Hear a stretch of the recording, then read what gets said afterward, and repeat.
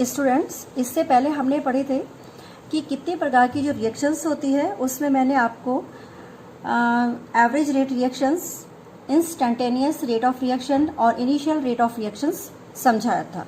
आज हमारा टॉपिक है factor which affect the reactions rate, यानी वे फैक्टर्स जो कि रिएक्शंस रेट को क्या करते हैं, प्रभावित करते हैं या अफेक्ट करते हैं। ठीक है, तो हम इसमें जो इसको अफेक्ट करते हैं उनके लिए मैं पॉइंट वाइज लिख रही हूँ। पहला पॉइंट आपका है कंसंट्रेशंस ऑफ रिएक्टेंट, यानी कंसंट्रेशंस किसकी, रिएक्टेंट की।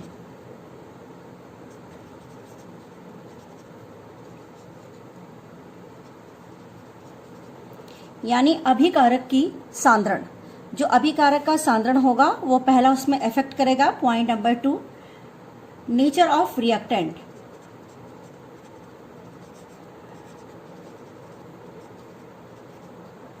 Point number 3, nature of reactant के बाद पॉइंट नंबर 3 आएगा टेम्परेचर। एंड पॉइंट 4 हो गया आपके पास प्रेजेंस ऑफ कैटलिस्ट।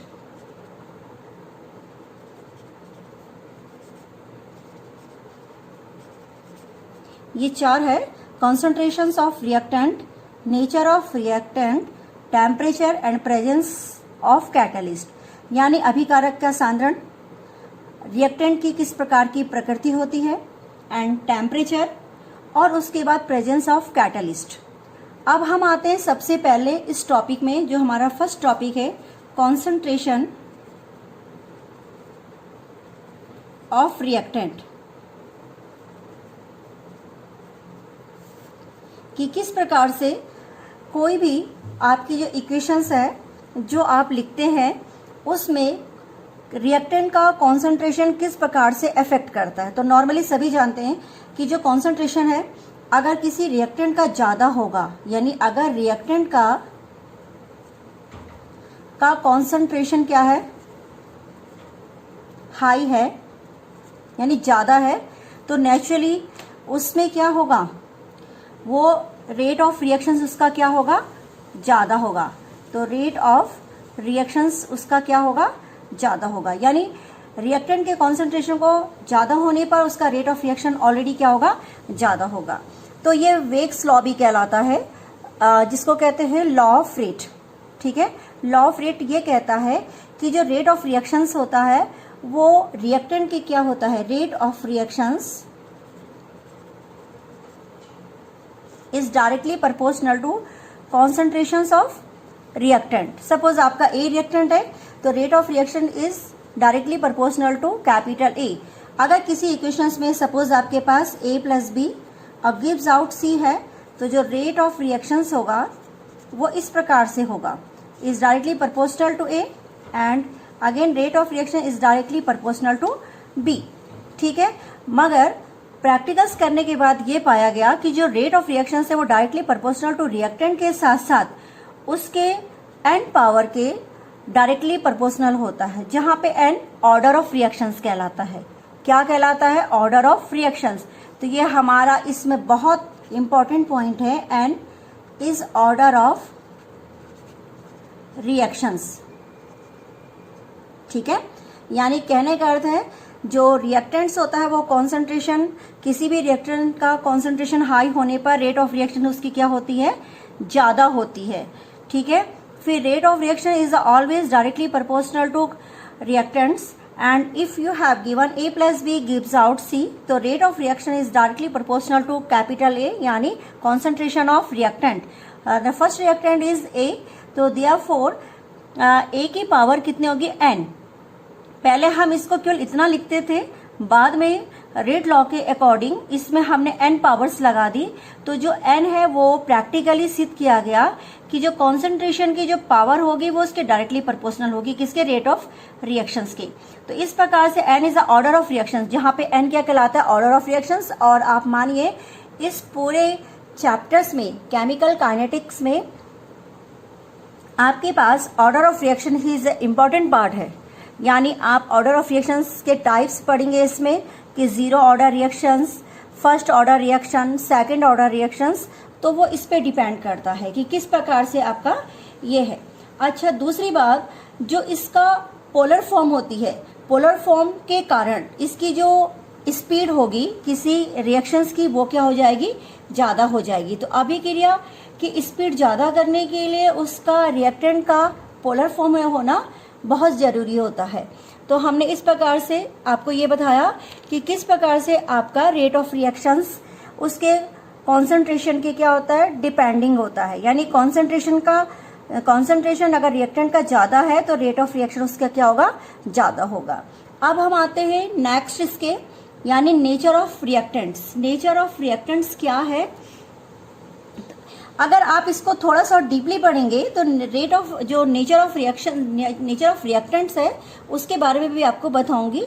अगर कोई स्टूडेंट इसको और डीपली पढ़ना चाहता है तो वो देखो, अगर हम ये कहें कि जो ऑर्डर है वो उसके स्टाइकोमेट्रिक्स के डिपेंड करता है, स्टाइकोमेट्रिक्स पे, तो किस प्रकार से वो डिपेंड करता है या डिपेंड नहीं करता है वो आप देखिए। मैं एक रिएक्शंस आपको लिख के देती हूँ और उस पर आप इसको बताइएगा कि ऑर्डर ऑफ रिएक्शंस जो हम n बोल रहे हैं वो कैसा है।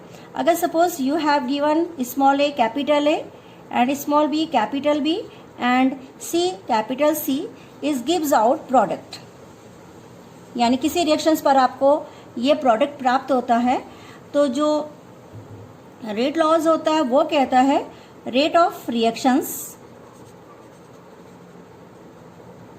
Is directly proportional to A, और इसकी जो स्टाइकोमेट्रिक्स है वो कितनी है, A। इसी प्रकार B stoichiometrics B and C stoichiometrics is C।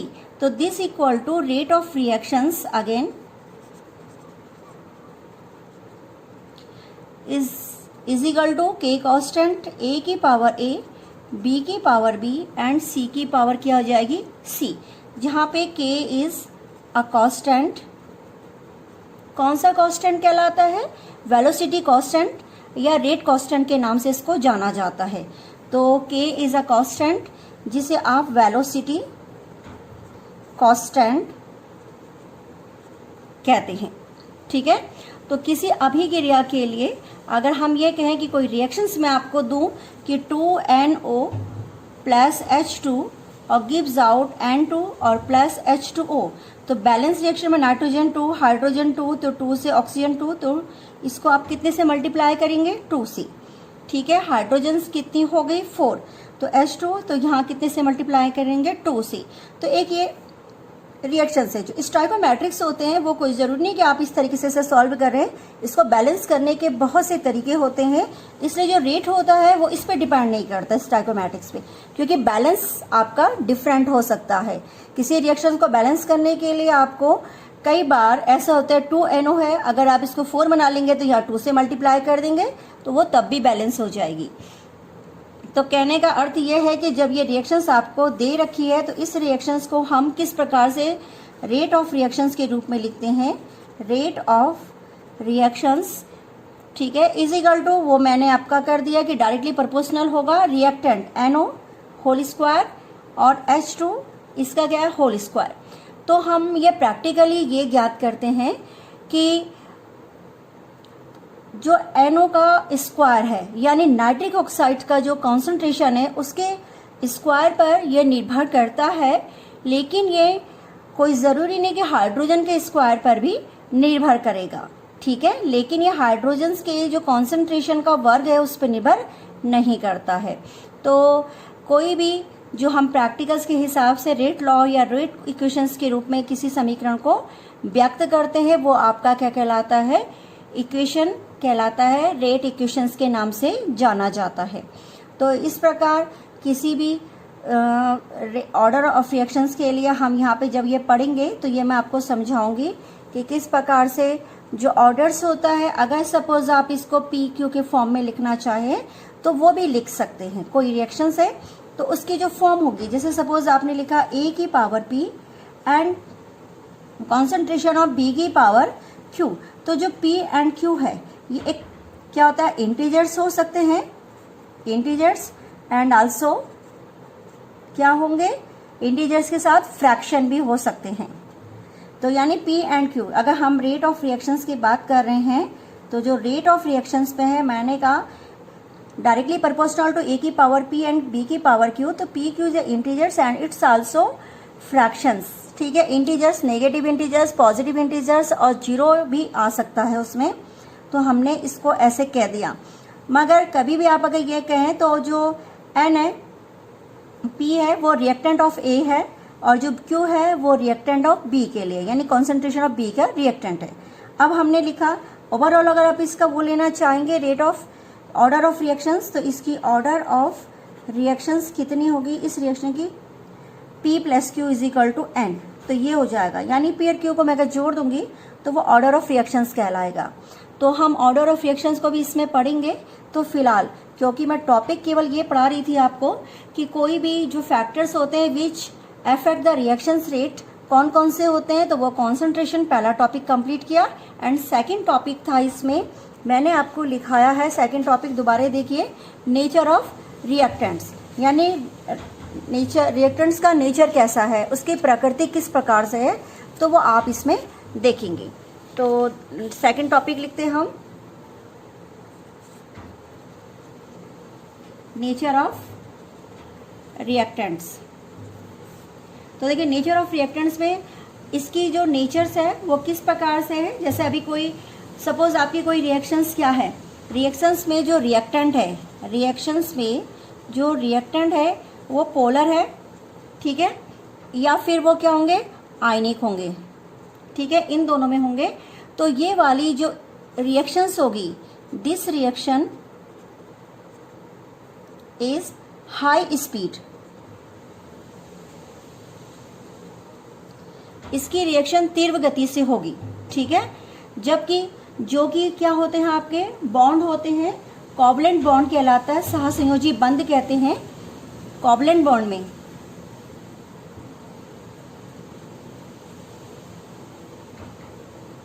Covalent bond में आपकी जो स्पीड होगी वो क्या होगी, स्पीड इज स्लो, उसकी स्पीड क्या हो जाएगी, इस वक्त स्लो हो जाएगी।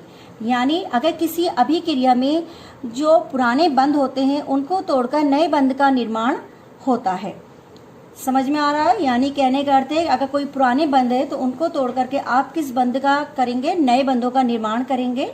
और बंधों को टूटने में और उससे बनने वाले नए बंध में जितनी भी तोड़ने में या बनाने में, वो इस पे डिपेंड करता है कि आपका रिएक्टेंट किस प्रकार का है। सपोज आपने फॉर एग्जाम्पल के तौर पर आपने लिया NO प्लस O2, ये सारी गैसेज हैं, आपको दिख रहा होगा, इसको ब्रैकेट्स में आप ऐसे भी लिख सकते हैं, NO प्लस O2 और ये हो जाएगा 2NO2, ठीक है। अब हमने जैसे हमने कहा, फिर मैंने दूसरी रिएक्शंस लिखी, carbon monoxides, this is gas plus O2 is also gas and gives out CO2। मैंने बैलेंस भी कर दिया है, यहाँ पे नाइट्रोजन बैलेंस नहीं है, आप बैलेंस कर लेंगे, और यहाँ पे कार्बन बैलेंस नहीं, कार्बन को भी मैंने बैलेंस कर दिया है। तो ये वाली फास्ट रिएक्शंस होगी और ये इसकी स्लो रिएक्शंस होगी, ठीक है। तो दोनों अभिक्रियाओं में हमने क्या करा, बंधों को पुनः व्यवस्थित किया और उसके कारण जो अभिक्रिया की दर है उन दोनों की क्या होगी, अलग अलग होगी। क्योंकि नाइट्रिक ऑक्साइड से नाइट्रोजन डाइऑक्साइड बनाना एक तीव्र गति से होता है, कंपैरिजन्स ऑफ किसके, कार्बन मोनोऑक्साइड प्लस O2, यानी जिससे हम कार्बन डाइऑक्साइड पर आती है, इसकी स्पीड्स क्या होती है, स्लो होती है, ठीक है। इसमें ऑक्सीडेशन स्पीड से होता है, इसलिए तो हमने ये कहा कि जो रिएक्टेंट्स होते हैं नाइट्रिक ऑक्साइड्स, जैसा रिएक्टेंट होगा उसी प्रकार से उसकी गति इस पर डिपेंड करेगी। तो ये फास्ट हो जाता है और ये क्या होता है, स्लो होता है कंपैरिजन ऑफ इस रिएक्शंस के। अब हम आते हैं तीसरा, टेम्परेचर पर।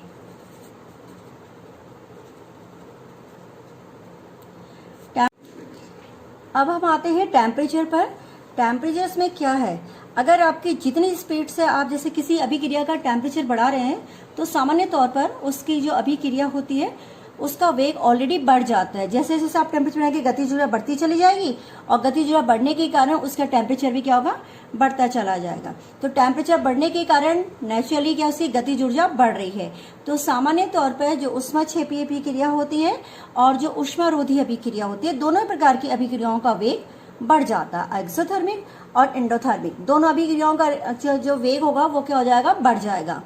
तो हम क्या, हमारा मेन मोटो है इसमें कि अगर हम किसी अभिक्रिया में, अगर समांग अभिक्रियाओं में, समांग अभिक्रिया वह अभिक्रिया होगी जिसमें कि आपका गैसियस मतलब रिएक्टेंट्स और जो प्रोडक्ट है वो समान होगा। जैसे सपोज आपने लिखा SO2 और प्लस O2 और गिव्स आउट करके SO3, तो sulphur dioxide oxygen SO3 sulphur trioxide बना देता है। तो इस पे अगर हम 10 डिग्री सेल्सियस तक का भी ताप अभिक्रिया में बढ़ाते हैं तो अभिक्रिया का वेग होता है कम से कम उसका दुगना हो ही जाता है। तो टेम्परेचर बढ़ने के कारण गतिज बढ़ती है और अभिक्रिया का वेग बढ़ जाता है। तो इसमें यह बहुत अधिक प्रभाव डालता है टेम्परेचर्स, ठीक है।